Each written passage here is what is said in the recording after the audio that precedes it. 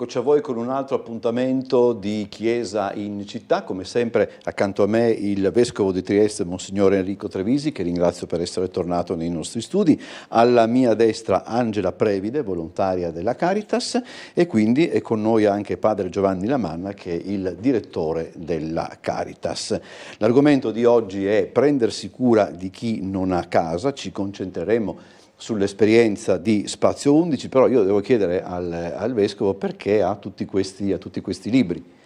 Sì, perché sono i proprio rapporti, ieri, immagino, no? Sì, perché proprio ieri mi sono arrivati tutti questi libri molto voluminosi, che sono dei rapporti di Caritas e Migrantes, che sono organismi ecclesiali, rapporto Immigrazione 2025, sottotitolo Giovani testimoni di speranza, il diritto d'asilo, report 2025, richiedenti asilo, le speranze recluse, e poi interessantissimo rapporto Italiani nel mondo 2025. Pensiamo che in un anno gli italiani che sono andati all'estero sono passati, il saldo tra chi parte e chi arriva, da 50.000 a 100.000 italiani, per cui sono raddoppiati quelli che sono andati fuori.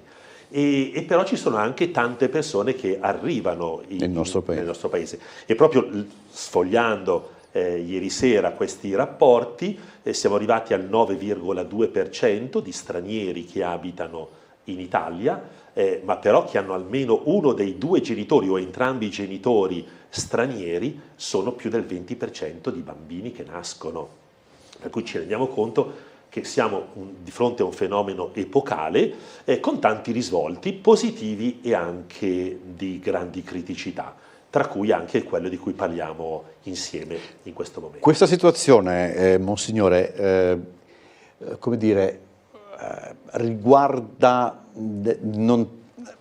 anche la politica, riguarda anche tutti noi, per dire la verità. Allora, riguarda tutti. Riguarda tutti. Il nostro sguardo è lo sguardo evangelico, certo. Il nostro sguardo, io lo ripeto sempre, anche se a volte siamo un po' strattonati, che noi ci poniamo dall'alto e dall'alto della croce, per cui guardiamo le cose né da destra né da sinistra e neanche dal centro, ma un po' dall'alto e dall'alto della croce. Pertanto, con la misericordia del Signore Gesù, noi guardiamo questa umanità ferita e sofferente e bisognosa di una parola diversa. La politica ha, voglio dire, le sue dinamiche, noi vogliamo collaborare con tutti, ma manteniamo anche quella che è la nostra identità, che si radica nella parola di Dio. E però ci diamo anche da fare, per cui non sono soltanto, la fede non è soltanto un sentimento, non è soltanto una dottrina, ma è anche una vita, per cui nella vita ecco che si intraprendono anche, talvolta in collaborazione con le strutture, gli enti pubblici, altre volte con altre realtà del volontariato, altre volte un pochino nella testimonianza spicciola che ogni credente in nome del Signore Gesù è chiamato a dare. Oggi parliamo di chi non ha casa, tanti di questi sono stranieri, ma ci sono anche, ahimè, tanti triestini, tanti italiani. Questa è l'altra parte del problema. Ci concentriamo su Spazio 11. Ecco, Spazio 11 sta in via Udine. In via Udine. Da quando è nato? 14 febbraio dell'anno scorso. Ah, così... Pensavo forse più tempo, per dire la verità. Il tempo passa, è veloce, e noi abbiamo iniziato la ricerca di locali per rendere concreto quello che diceva il Vescovo, guardare dall'alto della croce e non rimanere spettatori, ma a vivere il Vangelo che ci porta a essere compassionevoli.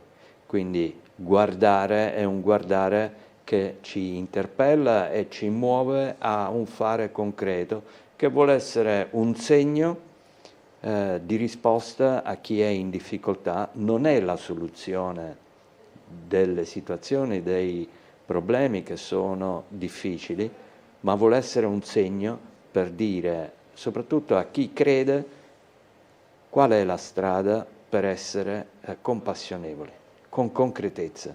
E quindi è nato un luogo, è nato, mi piace ricordarlo, da un desiderio condiviso con altre realtà, DONC, l'Associazione Medici Volontari, l'UNHCR, e insieme abbiamo desiderato realizzare questo segno, mettendo ciascuno a disposizione le proprie competenze per accogliere quelli di cui si è sempre parlato a Trieste, di persone che giungendo dalla rotta balcanica incontravano la difficoltà di poter disporre di un luogo dignitoso, dove ricevere le prime informazioni, dove poter riposare.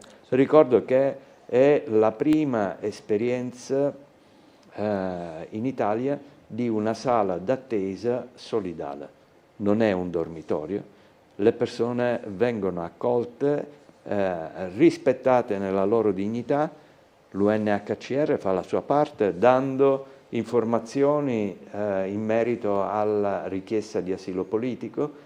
I medici di DONC sono medici volontari, quindi persone professionisti che si mettono a disposizione di chi ha bisogno di cure mediche, e noi mettiamo a disposizione operatori, mediatori, le poltrone dove possono riposare, i bagni, cioè una struttura che consente di arrivare in un luogo che non si conosce e diventa preziosa soprattutto in periodi come quello che stiamo attraversando di particolare freddo. E difatti noi ci siamo visti, credo una decina di giorni fa, forse un po' prima, per parlare proprio di questa emergenza, che è una delle tante emergenze, ed era proprio saltato fuori il nome di Spazio 11, che anche qui molto spesso c'è anche questo da dire, che per semplificazione giornalistica o anche per semplificazione pura e semplice, chiedo scusa per il gioco di parole, ci sono queste strutture che vengono rubricate, mettiamole così, come il dormitorio, come il centro di accoglienza. Non abbiamo probabilmente il tempo per raccontare effettivamente che cos'è Spazio 11. Forse è una nostra colpa anche, probabilmente. Allora, interpreto che non è facile non solo parlare, ma anche vedere, perché si incontrano volti di persone con storie non facili e lasciarsi toccare da queste storie, da questi volti, può mettere in crisi. E allora è facile rimanere a distanza, è facile parlarne così velocemente, ma è interessante perché è un luogo di incontro tra una umanità sofferente e un'umanità che non è fatta solo di operatori, ma di volontari, di persone che vivono a Trieste, che si rendono disponibili all'incontro. È nell'incontro che molti pregiudizi, molte paure cadono e ne nasce una conoscenza, un dialogo. Appunto, Angela, il vostro è, come si potrebbe definire ciò che fanno i volontari? È un lavoro, è un impegno? Qual è l'esatta definizione? È difficile dare una definizione. È un esserci che nasce soprattutto dall'esigenza di rispondere proprio a un'esigenza interiore, cioè di cercare di sentirsi utili per quello che si vede attorno a sé. E lì è un luogo dove abbiamo trovato prima nel dormitorio, poi nello Spazio 11, un luogo veramente di incontro dell'altro, perché siamo stati accompagnati in questo anche dagli operatori che ci hanno aiutato moltissimo per fare da interpreti con la lingua. Perché veramente lì è un luogo dove le persone hanno bisogno di essere viste, di essere ascoltate,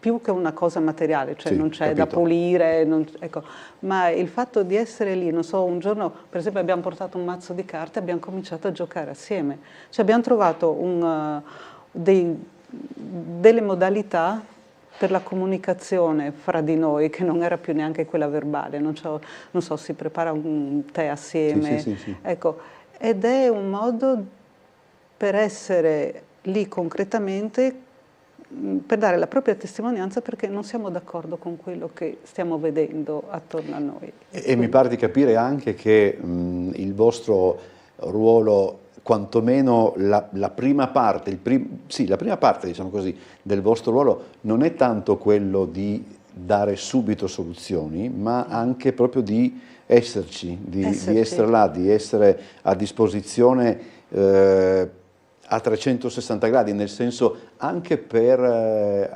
il gioco, anche per momenti più, come posso dire, tranquilli, più diciamo di evasione, insomma, bisogna sempre stare, io devo stare molto attento con le parole, ma voglio dire, è anche questo, no? Forse. Sì, inizia tutto con uno scambio di sguardi e un sorriso. Il fatto di accogliere la persona e riconoscerla. E dopo si cerca di capire di cosa può avere bisogno, magari delle cure mediche dei DONC, oppure l'UNHCR che gli può spiegare determinate situazioni o pratiche da evadere. Ed è proprio questo, il riconoscere l'altro davanti a noi. E questo veramente ci fa uscire più leggeri. Cioè, come dire, ho fatto un passo per stare meglio me stessa, far stare meglio me stessa e far stare meglio l'altra persona, cioè vincere l'indifferenza, cioè non puoi girare lo sguardo, sono lì davanti a te e quindi... Sono anche davanti a noi, questo davanti è anche l'altro aspetto, no? Sì, a me viene da aggiungere che siamo in un'epoca nella quale il rischio è quello che perdiamo un po' la nostra umanità. Di fronte alle tragedie che il teleschermo ci mette continuamente davanti, rischiamo sempre di quasi doverci immunizzare e creare una distanza. E anche quando la vita reale poi ci fa incontrare il dramma delle persone, perché parliamo di drammi reali, parliamo di persone che si ammalano, che sono torturate, di persone che muoiono, di persone che hanno speranze. Per cui quello che diceva Angela è l'incontro che ci rende più umani tutti, che ci consente di preservare quello che è il disegno di Dio su di noi.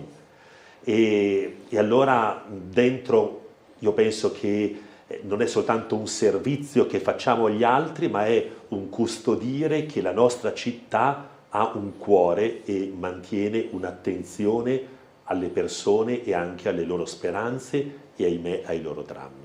Il fatto di riconoscere una persona, per cui è stato bellissimo Angela quello che ha detto, lo sguardo, il sorriso, l'essere visti, che è quello che fa Gesù nei Vangeli continuamente, che vede una persona, è il suo sguardo, fissò il suo sguardo su di lui, lo amò, si dice per esempio quando incontra quel giovane, che poi se ne va via triste, per cui non è che basti lo sguardo e una parola di umanità.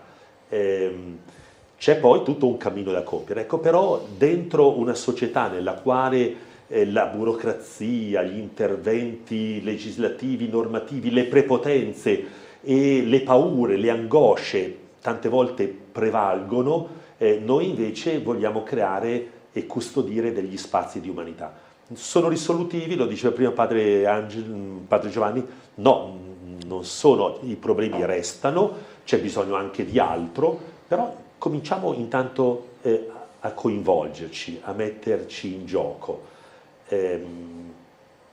A me quando faccio qualche giretto alla sera, quando posso, a salutare un po' le persone, i volontari, e devo dire che ritorno sempre con qualche spazio di luce che mi ha riconsegnato magari anche un po' dentro le fatiche quotidiane, quasi un po' come una nuova pagina di Vangelo che mi si sta scrivendo davanti.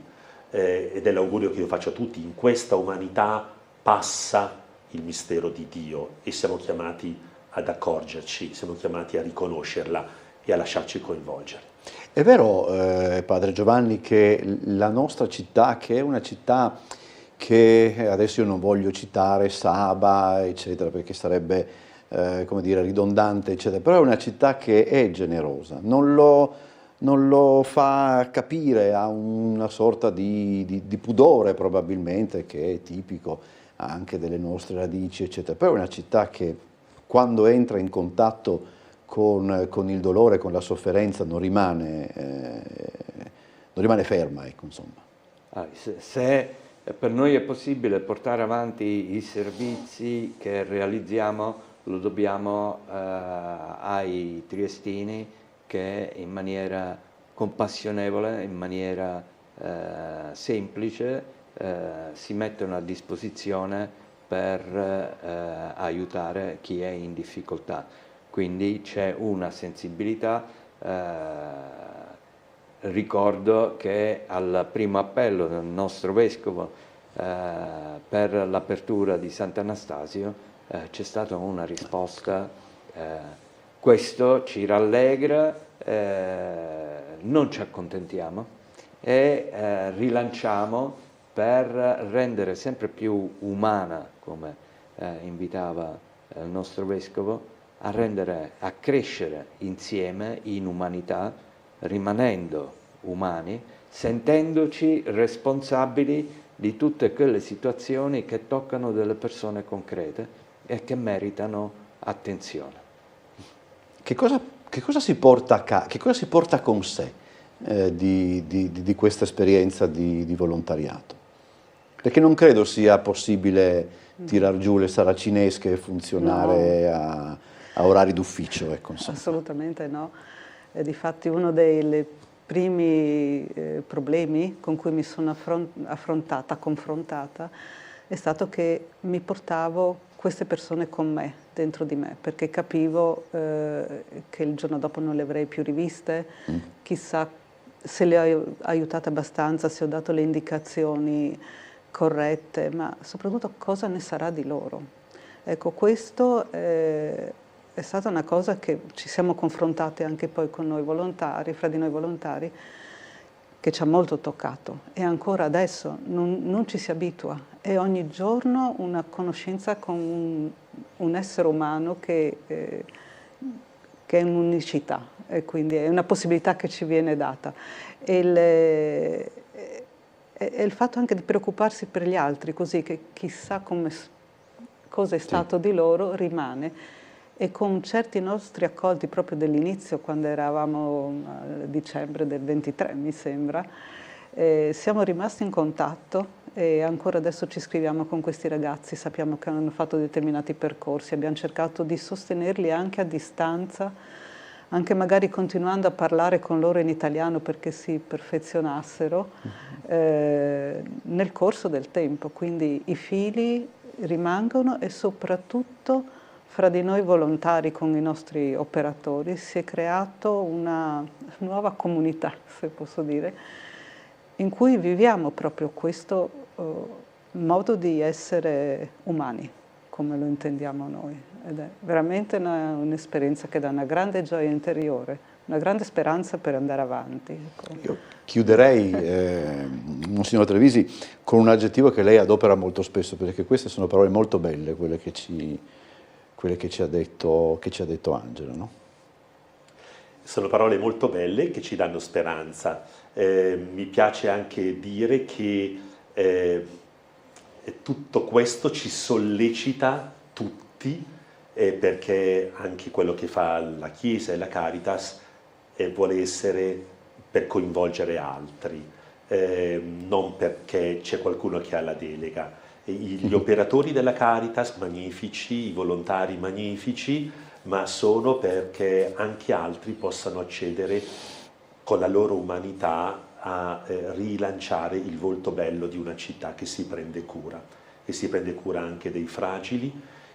Sono tanti, in tante direzioni, Spazio 11 è frequentata anche da italiani, non soltanto da stranieri e della rotta balcanica, piuttosto che in tanti altri ambiti nei quali noi vogliamo farci carico degli anziani, dei bambini, delle famiglie, con le loro povertà e le loro fatiche. Lasciamoci tutti coinvolgere, e è molto più bello questo. Grazie al Vescovo Trevisi, grazie ai nostri ospiti, ci vediamo alla prossima puntata.